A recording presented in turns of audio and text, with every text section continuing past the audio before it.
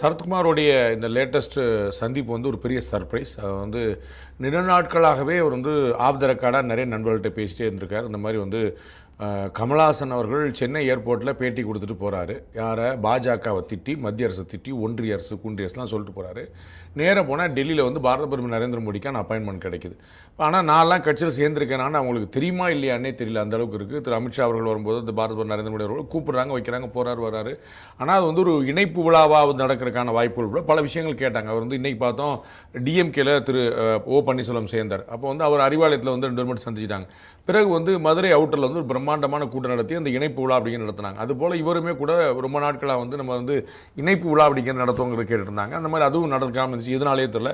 அதுக்குள்ளே மாநில தலைவர் மாறினாங்க. அதுக்குள்ளே அடுத்த தேர்தலுக்கான பரபரப்பு வந்துச்சு, கூட்டணி மாறிச்சு. இந்த மாதிரி நிறைய விஷயங்கள் நடந்துகிட்டே வந்து பார்த்தோம்.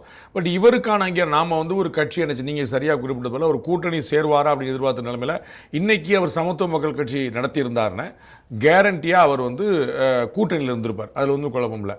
திருமாறன் போன்றவர்களுக்கு வந்து அப்புறம் திரு ஜான் பாண்டியன் போன்றவர்களுக்கு, திரு டாக்டர் கிருஷ்ணசாமி போன்றவர்களுக்கு வந்து கிடைக்கக்கூடிய அங்கீகாரம் இவருக்கு ஆட்டோமேட்டிக்காக கிடைச்சிருக்கும் போது